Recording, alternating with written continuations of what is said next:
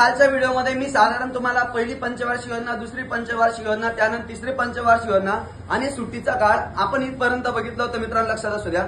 त्याच्यानंतर पुढची पंचवार्षिक योजना जी आहे आपली ती साधारण आपली 5व्या नंबरची होती, ती म्हणजे साधारण जर बघितली तर 1974 पासून तर 1980 पर्यंतची, लक्षात असू द्या।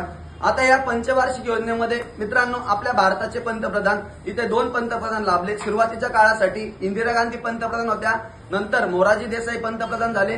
या ठिकाणी सर्वात महत्वाचं, मोरारजी देसाई पंतप्रधान असताना 1978 ते 1980 मध्ये, बरोबर, साधारण 78 ते 80 मध्ये मोरारजी देसाई यांनी एक प्लॅन आणला होता। त्या प्लॅनला आपण सरकती योजना बोलतो, त्याला इंग्लिशमध्ये आपण रोलिंग प्लॅन बोलतो। काय बोलतो? रोलिंग प्लॅन बोलतो, आणि त्याला साखळी योजना पण बोलतात। तुम्हाला प्रश्न येऊ शकतो, सरकती योजना कोणत्या पंतप्रधानाच्या काळात सुरू झालं? त्याचं उत्तर आपल्याला मोरारजी देसाई मिळलं पाहिजे मित्रांनो, लक्षात असू द्या। आता मोरारजी देसाई यांच्याबद्दल जर सांगायचं झालं तर मोरारजी देसाई गुजरातचे पहिले मुख्यमंत्री होते। कोण होते? गुजरातचे पहिले मुख्यमंत्री होते, तुम्हाला माहित पाहिजे मित्रांनो। त्याच्यानंतर मोरारजी देसाई यांनी आपल्या भारतामध्ये आतापर्यंत सर्वात जास्त वेळा अर्थसंकल्प मांडण्याचा रेकॉर्ड त्यांच्या नावावर आहे। मोरारजी देसाई यांनी सर्वात जास्त वेळा म्हणजे 10 वेळा आपल्या भारताचा अर्थसंकल्प मांडण्याचा रेकॉर्ड त्यांच्या नावावर आहे। त्याच्यानंतर 9 वेळेस पी चिदंबरम यांनी मांडला। आणि पूर्वीच्या काळामध्ये काय होतं, आता जसं अर्थमंत्रीच आपला बजेट किंवा अर्थसंकल्प मांडतात, भारतीय राज्यघटनेच्या कलम 112 नुसार, कितीनुसार? 112 नुसार तुम्हाला माहिती आहे आपल्या भारताचे अर्थमंत्री कोण आहे? निर्मला सीतारामन हे, लक्षात असू द्या। आणि आपल्या महाराष्ट्राचे जे अर्थमंत्री आहे त्यांचं नाव अजित पवार आहे। कोण आहे? अजित पवार। महाराष्ट्रामध्ये सुद्धा असंच झालंय, महाराष्ट्राचा सर्वात जास्त वेळा अर्थसंकल्प मांडण्याचा रेकॉर्ड कोणाच्या नावावर झालाय? अजित पवार यांच्या नावावरचे। कोणाच्या नावावर आहे? अजित पवार यांच्या नावावर आहे। याच्यावर एक प्रश्न आला तुमचा बरोबर येणार, लक्षात असू द्या। फक्त ते कलम क्लिअर करा। आपल्या भारताचा अर्थसंकल्प भारतीय राज्यघटनेच्या कलम 112 नुसार मांडतात, आणि आपल्या राज्याचा जो अर्थसंकल्प आहे तो कलम 202 मध्ये, कितीमध्ये? 202 मध्ये। हे 2 कलम तुमच्यासाठी फार महत्वाचे, लक्षात असू द्या, बरोबर। ते झाल्यानंतर साधारण जर बघितलं मोरारजी देसाई यांच्या काळामध्ये, दुसरी घटना सांगतो, 1978 ला भारताचे पंतप्रधान असताना त्यांना सरळ 1978 ला आपल्या भारतामध्ये दुसऱ्यांदा नोटाबंदी झाली। कितव्यांदा? नोटाबंदी दुसऱ्यांदा झाली। म्हणजे आतापर्यंत आपल्या भारतात नोटाबंदी किती वेळ झाली मित्रांनो? 3 वेळेस झाली। पहिली नोटाबंदी झाली 1946 ला, दुसरी नोटाबंदी झाली 1978 ला, आणि तिसरी नोटाबंदी आपल्या भारताचे पंतप्रधान नरेंद्र मोदी होते। आणि जेव्हा आपल्या भारताचे आरबीआयचे गव्हर्नर हे उर्जित पटेल होते। कोण होते? उर्जित पटेल होते।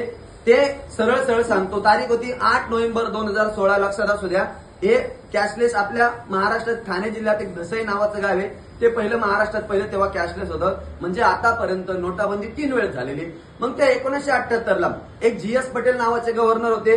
हे जीएस पटेल नावाच्या गव्हर्नरच्या काळामध्ये तेव्हा 10,000ची नोट चलनात होती। किती हजारची?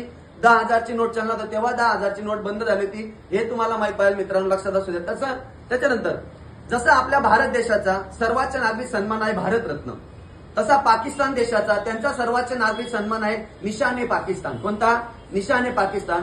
भारताचे असे पहिले पंतप्रधान, हा प्रश्न घाटकोपर जेआरपीला विचारलाय की भारताचे असे कोणते पंतप्रधान झाले की त्यांना पाकिस्तानचा निशान ए पाकिस्तान पुरस्कार मिळालाय? त्यांचं नाव सुद्धा मोरारजी देसाईच आहे। काय नाव आहे? मोरारजी देसाई आहे। हे मोरारजी देसाई यांची समाधी नवी दिल्लीला अभय घाट म्हणून प्रसिद्ध आहे। कोणता घाट? अभय घाट म्हणून प्रसिद्ध आहे। तुम्हाला हे पण माहित पाहिजे मित्रांनो, तुमच्या इथं घाट क्लिअर करून देतो मित्रांनो, लक्षात असू द्या। शक्तीस्थळ इंदिरा गांधींचे, राजघाट हे महात्मा गांधींचं आहे, शांतीवन हे कोणाचं आहे? पंडित जवाहरलाल नेहरूंचं आहे।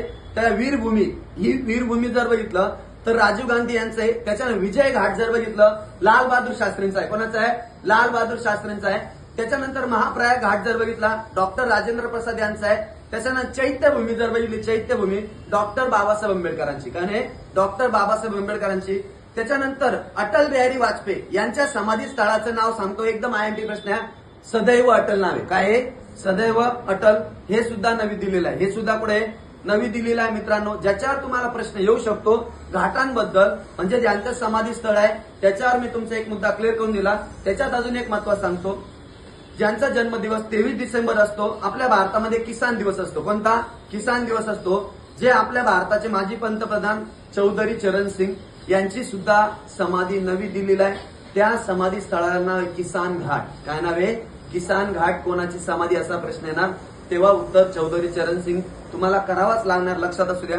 त्याच्यानंतर आपल्या भारताचे पहिले दलित राष्ट्रपती झाले, त्यांचं नाव के आर नारायण. कोण आहे? के आर नारायण आहे. त्यांची सुद्धा समाधी उदयभूमी. कोणती आहे? उदयभूमी. हे सुद्धा तुम्हाला माहित पाहिजे मित्रांनो, लक्षात असू द्या. मोरारजी देसाई यांच्या काळामध्ये यांच्याबद्दल एवढं बोलण्यासारखे मित्रांनो लक्षात असू द्या. त्याच्यानंतर पुढे ही 74 ते 78, 78 ते 80 2 वर्ष जर बघितलं तर साधारण या 2 वर्षामध्ये जर बघितलं सरकती योजना राबवली आणि पुढची पंचवार्षिक योजना 1980 ते 85. बरोबर. या 80 ते 85च्या काळामध्ये काय झालं तर मित्रांनो लक्षात असू द्या, आपल्या भारताचे पंतप्रधान इंदिरा गांधी होत्या. कोण होत्या? इंदिरा गांधी होत्या. या इंदिरा गांधी भारताच्या पंतप्रधान असताना या 80 ते 84च्या काळामध्ये 80 ते 84च्या काळामध्ये जर बघितलं इंदिरा गांधी त्यांच्याबद्दल 2-3 मुद्दे सांगतो. आपल्या भारताच्या पहिल्या संरक्षण मंत्री विचारलं, इंदिरा गांधी उत्तर करा. आपल्या भारताच्या पहिल्या अर्थमंत्री महिला विचारलं, इंदिरा गांधी उत्तर करा. आपल्या भारताच्या पहिल्या महिला पंतप्रधान विचारलं, इंदिरा गांधी उत्तर करा. अशा कोणत्या महिला आहे ज्या सर्वप्रथम उभ्या राहिल्या निवडणुकीला आणि लोकसभेला पराभूत झाल्या? त्यांचं उत्तर सुद्धा इंदिरा गांधी मिळतं मित्रांनो तुम्हाला. त्याच्यानंतर गरिबी हटाव बद्दल काल बोललो, त्याचं सुद्धा उत्तर काय करा? इंदिरा गांधीच करा. त्याच्यानंतर पुढे अशा भारताच्या पहिल्या पंतप्रधान की ज्यांना भारतरत्न पुरस्कार मिळाला किंवा भारतातील पहिली महिला कोण की ज्यांना भारतरत्न पुरस्कार मिळाला, त्याचं सुद्धा उत्तर तुम्हाला इंदिरा गांधीच पाहिजे. जर असं विचारलं महाराष्ट्राच्या पहिल्या महिला भारतरत्न मिळवणाऱ्या कोण, तर तेव्हा उत्तर तुम्हाला लता मंगेशकर करायचंय. तेव्हा उत्तर काय करायचंय? लता मंगेशकर. मी प्रश्न परत रिपीट करतो, नीट ऐका. महाराष्ट्रामधून पहिल्या भारतरत्न मिळवणाऱ्या महिला विचारल्या तर तेव्हा उत्तर तुम्हाला लता मंगेशकर करायचं आहे. लता मंगेशकर यांना भारतरत्न पुरस्कार 2009ला मिळालेला आहे. कधी मिळालाय? 2009ला मिळालाय. लक्षात असू द्या, कधी मिळालाय? 2009ला मिळालाय. त्याच्यानंतर पुढे जाऊ आपण. इंदिरा गांधी त्यांच्याबद्दल जेवढं बोलायचं होतं काल मी काही बाकीच्या गोष्टी तुम्हाला लेक्चरमध्ये सांगितल्या.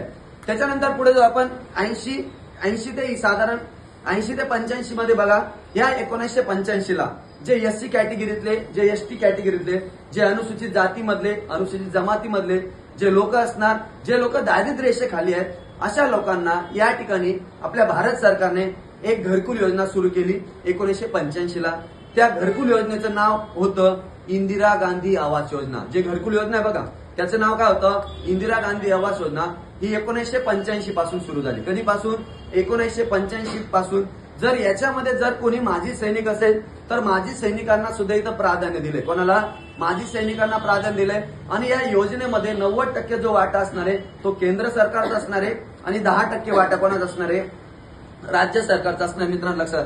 त्याच्यानंतर पुढची पंचवार्षिक योजना 1985 पासून 1990 पर्यंत झाली. इथं आपल्या भारताचे पंतप्रधान बदलतात. इथं भारताचे पंतप्रधान बदलतात. त्यांचं नाव होतं राजीव गांधी. कारण इंदिरा गांधी यांची हत्या 31 ऑक्टोबर 1984ला नवी दिल्ली येथे झाली. हे तुम्हाला माहित पाहिजे मित्रांनो, लक्षात असू द्या. बरोबर. त्याच्यानंतर राजीव गांधी इथं पंतप्रधान होतात. राजीव गांधी पंतप्रधान झाल्यानंतर त्यांनी सर्वप्रथम एक नारा दिला. तो नारा काय होता की जे पंचायत राज आहे ना, मी नवीन पंचायत राज चालू करतो, म्हणून त्यांनी एक नारा दिला, नया पंचायत राज. नया पंचायत राज संकल्पना कोणाची होती? मग राजीव गांधींची होती. पंचायत राज संकल्पना कोणाची होती? संकल्पना पंचायत राज संकल्पना किंवा स्वप्न सांगतो. पंचायत राज स्वप्न कोणाचं होतं? महात्मा गांधी. आणि पंचायत राज नाव कोण दिलं होतं? पंडित जवाहरलाल नेहरूंनी दिलंय. हे बेसिक याच गोष्टी परीक्षेला येतात. आपलं वाचन तिथपर्यंत जात नाही. बरोबर. मग ते झाल्यानंतर राजीव गांधी आपल्या भारताचे पंतप्रधान झाला.